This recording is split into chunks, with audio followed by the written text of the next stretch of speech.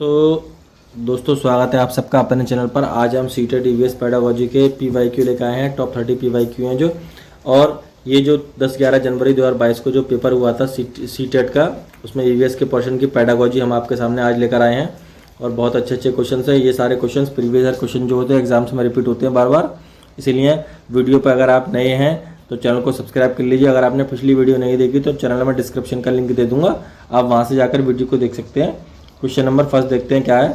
Question number first है कि विज्ञान की प्रतिभाशाली छात्र की क्षमताओं को बढ़ाने के लिए सबसे अधिक क्या लाभदायक है। मतलब कोई बच्चा विज्ञान का प्रतिभाशाली छात्र है, उसकी क्षमताओं को हम कैसे बढ़ा सकते हैं। कमजोर छात्रों की मदद करने के लिए, या फिर जांच करने के लिए, नई परियोजनाओं में मदद करने के लिए, या फिर स्वयं अध्ययन करने के लिए कहेंगे। इसका ऑप्शन नंबर सी सही होगा। नई परियोजनाओं की मदद करने के लिए, उसकी नई परियोजना के उसके साथ मदद करेंगे, जिससे उसकी क्षमताओं में विकास होगा। चलते हैं अगले क्वेश्चन पर। अगला क्वेश्चन आता है, निम्नलिखित में से कौन सा कथन प्राथमिक स्तर पर ईवीएस पढ़ाने का उद्देश्य नहीं है। मतलब ईवीएस जो प्राइमरी स्तर पर पढ़ाते हैं हम, उसका उद्देश्य नहीं है, मतलब इसमें फॉल्स बताना है। पहला ऑप्शन आता है प्राकृतिक और पर्यावरण के बारे में जिज्ञासा देना बच्चों को, ये तो बात बिल्कुल सही है। संज्ञानात्मक और मनोगतिक कौशल के विकास की ओर ले जाना, समावेशी व्यवहारिक गतिविधियों को संकलन करना, ये बात भी सही है। मूल्यांकन करना और परिभाषाएं बताना, ये बिल्कुल सही नहीं है, इसीलिए जो इसका ऑप्शन नंबर सी है वही सही होगा। चलते हैं अगले क्वेश्चन पर। अगला क्वेश्चन देखते हैं, ईवीएस पाठ्य पुस्तक में, मतलब ईवीएस की पाठ्य पुस्तक है, रेलवे टिकट का उसमें एक नमूना दिया हुआ है, तो बच्चे को हम दिखा रहे हैं। अब क्यों दिखा रहे हैं बच्चे को, क्या इसका तात्पर्य है, ये आपको बताना है। छात्रों को रेल किराए के बारे में बताना, उन्हें टिकट का उपयोग किए जाने वाली सारी बातों के बारे में जानकारी देना, या फिर निर्णय लेने के छात्रों के कौशल को बढ़ाना, या फिर वास्तविक जानकारी के साथ बातचीत करना, बच्चे के साथ बातचीत करना और उसका अवलोकन जो कौशल है उसको विकसित करना, उसके अवसर देना है। इसका डी सही होगा। देखते हैं अगले क्वेश्चन पर। अगला क्वेश्चन देखते हैं। अगला क्वेश्चन है बीज अंकुरण, मतलब बीज को बोए जाए, बीज को बोने की अवधारणा सबसे अच्छे तरीके से किस तरीके से पढ़ाया जा सकता है। मतलब बीज को हमें बोना है तो बच्चों को हम किस तरीके से पढ़ाएंगे कि बच्चों को अच्छे तरीके से समझ में आ जाए। ऑप्शन नंबर ए देखते हैं, इसका अंकुरित बीज को कक्षा में दिखाकर, मतलब कोई बीज लिया है उसको दिखाएंगे और उसकी प्रक्रिया को समझाएंगे, या बोर्ड पर ड्राइंग के माध्यम से बताएंगे, या फिर बीज बोने के लिए कहेंगे, विभिन्न चरणों का पालन करेंगे और उनका चित्र बनाने के लिए कहेंगे, या फिर बीज की बस खाली तस्वीर दिखाएंगे। ऐसा तो नहीं है, इसका ऑप्शन नंबर सी सही होगा। बीज बोने के लिए कहेंगे और बीज के जो चरण हैं, जो भी 4-5 स्टेप्स हैं उसको बताएंगे और उसको चित्र बनाने के लिए कहेंगे। ऑप्शन नंबर सी सही होगा। चलते हैं अगले क्वेश्चन पर। अगला क्वेश्चन देखते हैं क्या है। निम्नलिखित में से कौन सा ईवीएस पाठ्य पुस्तक में पहेली और पजल को शामिल करने का उद्देश्य नहीं है। मतलब ईवीएस की किताब है, उसके अंदर पहेली और पजल दिए हैं, उसको शामिल करने का उद्देश्य क्या नहीं है। छात्रों में आलोचनात्मक चिंतन क्षमता विकसित करना, ये तो बिल्कुल बात सही है, बच्चों के अंदर क्षमता विकसित होगी, तर्क क्षमता भी बच्चों के अंदर विकसित होगी, लेकिन बच्चों का मन भ्रमित करना नहीं है इसका उद्देश्य। क्या नहीं है, बच्चों का मन भ्रमित करना उद्देश्य नहीं है। ऑप्शन नंबर सी सही होगा। चलते हैं अगले क्वेश्चन पर। अगला क्वेश्चन है, ईवीएस शिक्षक के रूप में, जैसे कि मैं एक ईवीएस का टीचर हूँ, छात्रों को चिड़ियाघर ले जाता हूँ और वहाँ पर ले जाने के बाद क्या करता हूँ, निम्नलिखित में से आप छात्रों के साथ कौन सी गतिविधि शुरू करने की अनुमति नहीं देंगे। मतलब बच्चों के साथ कौन सी एक्टिविटीज़ आप नहीं करेंगे। सबसे पहला क्या है, चिड़ियाघर में उन जानवरों की तस्वीरें लेना जिन्हें वहाँ देखेंगे। भाई ये तो बात सही है, देखेंगे तो तस्वीरें लेंगे, बात बिल्कुल ठीक है। ऑप्शन बी आता है, चिड़ियाघर में वे जो भी कुछ देखते हैं उसको चित्र बनाने के लिए यहाँ पर ड्राइंग किताब की पुस्तकें साथ में ले जाना, ये बात भी सही है। अभी किताब साथ में ले जाएंगे तो उसका ड्राइंग कर सकते हैं, लेकिन सबसे ज़्यादा खाना नहीं ले जाएंगे। खाना ले जाएंगे तो वहाँ पर प्रदूषण होगा, गंदगी बढ़ेगी, ये सारी चीज़ें होंगी, इसीलिए जो इसका ऑप्शन नंबर सी सही है वो बिल्कुल सही है। और अगला देख लेते हैं, चिड़ियाघर में विभिन्न जानवरों द्वारा खाए जाने वाले भोजन की पता करेंगे जानकारी, कौन सा जानवर कौन सा भोजन खाता है। चलते हैं अगले क्वेश्चन पर। अगला क्वेश्चन देखते हैं, प्राथमिक स्तर पर मूल्यांकन में शामिल होना चाहिए, मतलब किसी चीज़ का हमें मूल्यांकन करना है, आकलन करना है, तो क्या शामिल होना चाहिए। शिक्षार्थी और अभिभावकों के साथ निरंतर और असंरचित शिक्षक अवलोकन, कहने का मतलब है टीचर और पेरेंट्स के साथ निरंतर कम्युनिकेशन बनाए रखना, यही होगा। ऑप्शन नंबर ए सही बिल्कुल। देख लेते हैं बी। परीक्षण खेल शामिल करना बिल्कुल भी नहीं है। अर्धवार्षिक वार्षिक परीक्षाएं कराना, यह भी बिल्कुल नहीं है। फेल या पास होने का कोई मतलब नहीं है। इसका ऑप्शन नंबर ए सही होगा। मूल्यांकन तभी होगा बच्चे का जब शिक्षक और अभिभावक दोनों साथ में निरंतर काम करेंगे मिलकर बच्चे के प्रति। चलते हैं अगले क्वेश्चन पर। अगला क्वेश्चन, ईवीएस कक्षा में सरल प्रयोग और प्रदर्शन किए जा सकते हैं। मतलब ईवीएस की कक्षा है, वहाँ पर सरल प्रयोग करके दिखाए जा रहे हैं और कोई चीज़ प्रदर्शन करके दिखाई जा रही है। तो क्यों दिखाई जा रही है? छात्रों को अपने दम पर सीखने के लिए। ये बात बिल्कुल सही है। जब कोई चीज़ दिखाई जा रही है तो बच्चे वे समझेंगे और करेंगे। अवलोकन कौशल को अच्छा बनाने के लिए, सहायता करने के लिए। इसका ऑप्शन नंबर ए ही सही होगा। वरिष्ठ कक्षाओं का पालन करने के लिए बिल्कुल भी नहीं होगा। और उठाए गए प्रश्नों का विचार करने के लिए भी नहीं होगा। कक्षा में अनुशासन, इससे कोई मतलब नहीं है। चलते हैं अगले क्वेश्चन पर। अगला क्वेश्चन आता है असाइनमेंट से। असाइनमेंट का मतलब कोई आपने प्रोजेक्ट दिया हुआ है बच्चों को, निम्नलिखित में से कौन सा कथन सही है? असाइनमेंट हमने क्यों देते हैं बच्चों को, ये बताना है। विविधता अभ्यास कराने के लिए असाइनमेंट हर दिन गृह कार्य के बाद कक्षा रूप में नहीं देना चाहिए। भाई बच्चे को गृह कार्य तो मिल गया, साथ के बाद प्रोजेक्ट भी और दे दें तो बच्चे पर और लोड हो जाएगा, बच्चा फिर अच्छे तरीके से काम नहीं करेगा। असाइनमेंट भी बिल्कुल एक तरीका नहीं है, प्रोजेक्ट देना बच्चे को एक तरीका नहीं है, एक मात्र खाली मूल्यांकन का तरीका नहीं हो सकता। असाइनमेंट शिक्षार्थी को जानकारी हासिल करने के लिए दी जाता है और स्वयं के विचार, मतलब अपने जो विचार मन में आ रहे हैं उसको एक्सप्रेस करेगा और उन्हें स्पष्ट करने का अवसर प्रदान करेगा। इसका ऑप्शन नंबर सी सही होगा। चलते हैं अगले क्वेश्चन पर। अगला क्वेश्चन देखते हैं। अगला क्वेश्चन मानचित्र से है। मानचित्र को पढ़ने के लिए आवश्यक कौशल में शामिल है। मतलब हम मानचित्र पढ़ रहे हैं तो उसमें क्या चीज़ शामिल होना चाहिए? भाई ड्राइंग पेंटिंग का तो कोई मतलब नहीं है, इसमें कोई ड्राइंग तो हम करवानी नहीं है, ग्लोब की गणना भी नहीं करनी है और उत्कृष्ट संचार क्षमता भी नहीं चाहिए। स्थान के बारे में जानकारी देंगे, दूरी के बारे में और दिशाओं के बारे में जानकारी होगी। इसका ऑप्शन नंबर डी सही होगा। ये सारे कौशल जरूरी है मानचित्र को पढ़ने के लिए। चलते हैं अगले क्वेश्चन पर। अगला क्वेश्चन, ईवीएस कक्षा में अवधारणाओं को समझाने के लिए कविता और कहानी कहने का उपयोग मदद करता है। मतलब छोटी कक्षा में ईवीएस का जो क्लास में बच्चों को कहानी और कविताओं के माध्यम से बच्चों को पढ़ाया जाता है, समझाया जाता है, वो क्यों करा जाता है? पाठ को सुखद रोचक बनाने के लिए। हालांकि की बात तो ये भी ठीक लग रही है। अगला देखते हैं, विश्वसनीय और वैश्विक स्तर पर दुनिया की प्रकृति की कल्पना करना और उसको पता लगाने की छात्र की क्षमता को बढ़ावा देना। बिल्कुल बात सही है। किसी भी चीज़ को हम बढ़ावा देंगे बच्चे की क्रिएटिविटी को तो बच्चे की क्रिएटिविटी बढ़ेगी और भाषा का कोई संबंध नहीं है, सही दिशा में ले जाने का कोई संबंध नहीं है। ऑप्शन नंबर बी सही होगा। अभी वीडियोज़ में दोस्तों हमारे साथ क्वेश्चन अच्छे बचे हुए हैं, आप वीडियो में हमारे साथ बने रहिए, कहीं नहीं जाइएगा वीडियो में।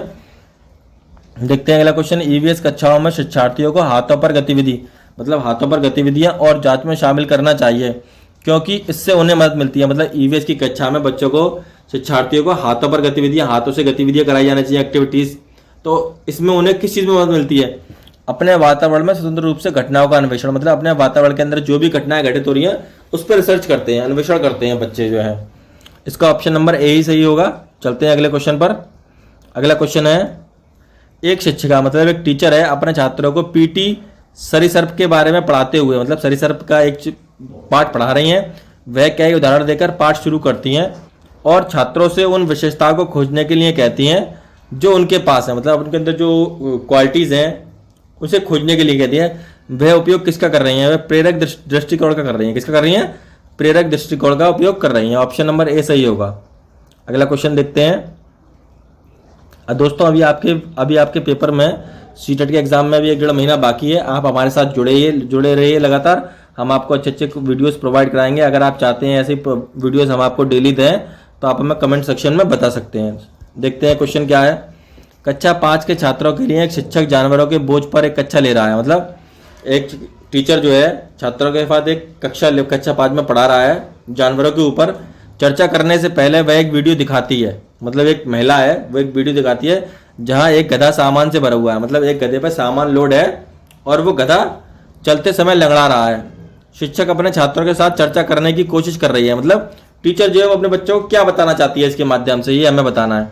गधे की उपयोगिता, ये बात भी ठीक है। गधे का उपयोग परिवहन किया जा सकता है, ये बात भी ठीक है। पशुओं का अधिवार और शोषण, मतलब पशुओं का जो शोषण करा जा रहा है इस तरीके से। इसका ऑप्शन नंबर सी सही होगा। चलते हैं अगले क्वेश्चन पर। अगला क्वेश्चन, ईवीएस के पीछे की विचारधारा अरविंदो और गांधी जैसे शिक्षक विचारकों के दर्शन के साथ मेल खाती है, जैसे कि ईवीएस बच्चों का समग्र विकास करता है। ऑप्शन नंबर बी सही होगा। चलते हैं अगले क्वेश्चन पर।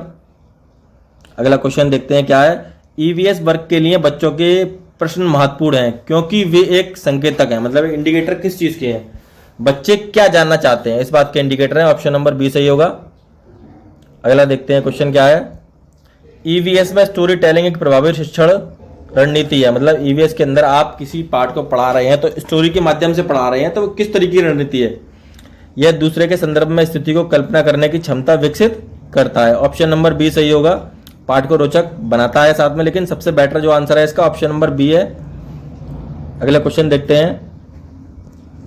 एक प्राथमिक शिक्षक बच्चों के साथ ईवीएस कक्षा में विभिन्न फसलों पर चर्चा कर रहे हैं, मतलब कई प्रकार की फसलों पर चर्चा कर रहे हैं, बात कर रहे हैं, तो यह उनकी किस चीज़ में मदद करेगा बच्चों की, ये हमें बताना है। त्योहारों के बारे में जानना, हमारे देश में कटाई की प्रक्रिया, मौजूदा विविधता समझना, या उनके अनुभवों को प्रदान करना। अनुभव तो प्रदान नहीं कर रहा है, लेकिन ए और बी इसका ऑप्शन नंबर बिल्कुल सही होगा। त्योहारों के बारे में जानकारी मिल रही है, किस त्योहार पर कौन से फसल कटती है और किस तरीके से कटती है, ये सब बच्चों को समझाना चाह रहा है टीचर। चलते हैं अगले क्वेश्चन पर। अगला क्वेश्चन, विज्ञान एक गतिशील शरीर है, ये क्या है? यह समय के साथ बदलता रहता है। विज्ञान जो है समय के साथ बदलता रहता है, ऑप्शन नंबर बी। अगला क्वेश्चन देखते हैं। विज्ञान में व्यवहारिक कार्य में छात्र शामिल है, मतलब विज्ञान के अंदर व्यवहारिक कार्यों में बच्चे क्यों शामिल है? दोनों सामग्रियों और अप्रत्यक्ष अनुभवों से जुड़ना है हमें, जो प्रत्यक्ष हमने नहीं देखे हैं उनसे जुड़ना है। चलते हैं अगले क्वेश्चन पर। अगला क्वेश्चन, विज्ञान शिक्षण में दृष्टिकोण कैसा होना चाहिए? मतलब जब विज्ञान पढ़ा रहे हैं तो उसमें दृष्टिकोण कैसा होना चाहिए? बाल केंद्रित, पूरी तरीके से बच्चे पर डिपेंड होना चाहिए। ऑप्शन नंबर ए सही। चलते हैं अगले क्वेश्चन पर। अगला क्वेश्चन है, निम्नलिखित में से कौन सी वीडियो कॉन्फ्रेंसिंग ऐप के माध्यम से ईवीएस पढ़ाने के समकालिक शिक्षण की विशेषता है? मतलब हम ईवीएस पढ़ा रहे हैं वीडियो कॉन्फ्रेंसिंग के माध्यम से किसी ऐप के द्वारा, तो उसकी क्या विशेषताएं टीचिंग की, ये हमें बताना है। विद्यार्थी किसी भी समय कक्षा में शामिल हो सकते हैं, भाई ये तो नहीं हो सकता, जब वीडियो कॉन्फ्रेंसिंग चल रही है, ये ऐप चल रहा है लाइव, तो उसमें कभी तो कोई मतलब नहीं बनता। शिक्षक और विद्यार्थी वास्तविक समय में बातचीत करने के समक्ष हैं, ये हम बता रहे हैं कि बच्चे आज के टाइम में कॉन्फ्रेंसिंग ऐप के द्वारा भी बातचीत आपस में कर सकते हैं। ऑप्शन नंबर बी सही होगा। अगले क्वेश्चन पर चलते हैं। रीता एक ईवीएस की शिक्षिका है, थीम जो है खाद पढ़ा रही है कक्षा 5 में। वो विद्यार्थियों को पड़ोस के घरों में विभिन्न खाद संरक्षण विधियों को सर्वेक्षण करने के लिए कहती है, मतलब घर घर जाइए और खाद का संरक्षण करिए। इसका उपयुक्त उद्देश्य क्या होगा, ये बताना है। जो देखते हैं इसके ऑप्शन, विभिन्न व्यक्तियों के प्रति संवेदनशील बनाना है, या सर्वेक्षण करने के कौशल क्षमता का विकास करना है, ये बात तो सही है। समुदाय के प्रत्यक्ष रूप से जानकारी, मतलब समुदाय के बारे में जानकारी मिल जाएगी और हर चीज़ एकत्रित हो जाएगी, समुदाय के साथ बातचीत करने का भी अवसर मिलेगा। ये सारे इसके option number A C D सही हैं, इसका ए सी डी सही है। चलते हैं अगले क्वेश्चन पर। अगला क्वेश्चन, एक ईवीएस की शिक्षिका गतिविधि आयोजित करने के लिए समूह बनाने के लिए निम्न मापदंडों को ध्यान में रखना चाहिए। मतलब बच्चों का एक समूह बना रही हैं ईवीएस के अंदर, तो उन्हें क्या क्या चीज़ का ध्यान रखना चाहिए? संज्ञानात्मक स्तर के, मतलब छोटे लेवल के बच्चों का समूह बनाएं, या लड़के लड़कियों का अलग समूह बनाएं, या पूरी कक्षा में जितना हो सके उतने समूह बना लें, या फिर समूहों के बीच सहभागिता और प्रतिभागिता के आधार पर बातचीत के हिसाब से बनाएं। ऑप्शन नंबर डी सही होगा। अगला क्वेश्चन देखते हैं। प्राथमिक स्तर पर ईवीएस पाठ्यचर्या की प्रकृति, मतलब ईवीएस की प्रकृति कैसी है? समावेशी है, प्रासंगिक थीम है और आधारित है। ऑप्शन नंबर ए सही होगा। चलते हैं अगले क्वेश्चन पर। अगला क्वेश्चन, कहानियों के माध्यम से ईवीएस अवधारणा को पेश करने के लिए शिक्षक को निम्नलिखित बातों का ध्यान रखना चाहिए। मतलब कोई टीचर ईवीएस पढ़ा रहा है और कहानी के माध्यम से पढ़ा रहा है, तो उसको किस बातों का ध्यान रखना चाहिए? कहानियों को किसी अवधारणा के बारे में गलतफहमी की रचना नहीं करना चाहिए, तो बात बिल्कुल सही है। कहानियों को लिंग, जाति, धर्म, अन्य सामाजिक समूहों से संबंधित कोई रूढ़िवादिता विचारों को चित्रित नहीं करना चाहिए, ये बात भी सही है। कहानी को मज़ेदार मनोरंजन होना चाहिए, ये बात भी सही है। कहानियाँ ऐसी होनी चाहिए विद्यार्थियों से जुड़ाव महसूस करें, ये बात भी सही है। अब सही विकल्प इसका ए, बी और डी है। चलते हैं अगले क्वेश्चन पर। अगला क्वेश्चन, ईवीएस शिक्षक अपने विद्यार्थियों में मानचित्रण कौशल को मन में बैठाने के लिए निम्न एक्टिविटीज़ किनको करने के लिए कहेगी? मतलब एक टीचर है, ईवीएस पढ़ा रही है और मानचित्रण कौशल पढ़ा रही है, तो उस बच्चे के मन में बैठ जाए तो क्या क्या काम करेगी? मानचित्र में बुनियादी दिशाओं का पता लगाना, ये बात सही है। अमानकीकृत मानचित्र बनाना, ये बात तो गलत है। अपने बनाए गए मानचित्रों में प्रतीकों का प्रयोग करना, ये बात भी। मानकीकृत सार्वभौमिक प्रतीकों का उपयोग करते हुए मानचित्र की व्याख्या करना। अब देखते हैं इसका option number A, B, C, D, तीनों ही इसके ऑप्शन सही हैं, चारों ऑप्शन सही हैं। बुनियादी मानचित्र बनाना, प्रतीकों का उपयोग करना, मानचित्र की व्याख्या करना। चलते हैं अगले क्वेश्चन पर। अगला क्वेश्चन क्या है देखते हैं।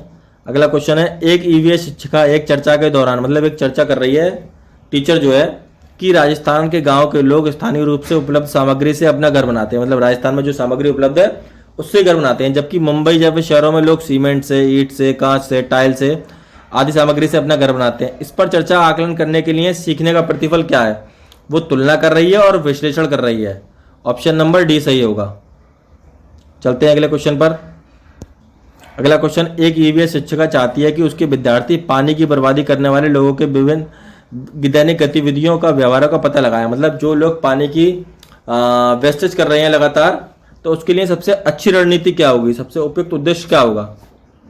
अब देखते हैं, जल से संबंधित चित्र बनाएं या फिल्में बनाएं, या नाले पानी की निकासी का भ्रमण करें, मतलब जाके देखें कैसा पानी कहाँ बह रहा है, कोई कौन पानी वेस्ट कर रहा है। पड़ोस में परिवार के साथ बातचीत करें, या फिर प्रतिदिन एक परिवार द्वारा उपयोग किए गए पानी की मात्रा का आकलन कर रहे हैं। ये ऑप्शन नंबर डी सही होगा। अगला क्वेश्चन वीडियो का लास्ट क्वेश्चन है, निम्नलिखित में से कौन सा प्राथमिक स्तर पर पर्यावरण शिक्षा का अभिन्न घटक है? पर्यावरण शिक्षा का मतलब ऐसा घटक है जो बिल्कुल बच्चों, उससे पर्यावरण शिक्षा से अलग नहीं हो सकता। ऑप्शन नंबर बी सही होगा। बच्चों का वातावरण जो है बिल्कुल अभिन्न घटक है पर्यावरण का। अगर दोस्तों वीडियो अच्छा लगा हो तो लाइक वीडियो को कर देना, और अगर आप ऐसी वीडियोस चाहते हैं हमारे चैनल पर, हमसे जुड़ना चाहते हैं, तो लगातार हमारे साथ बने रहिए। और वीडियो देखने के लिए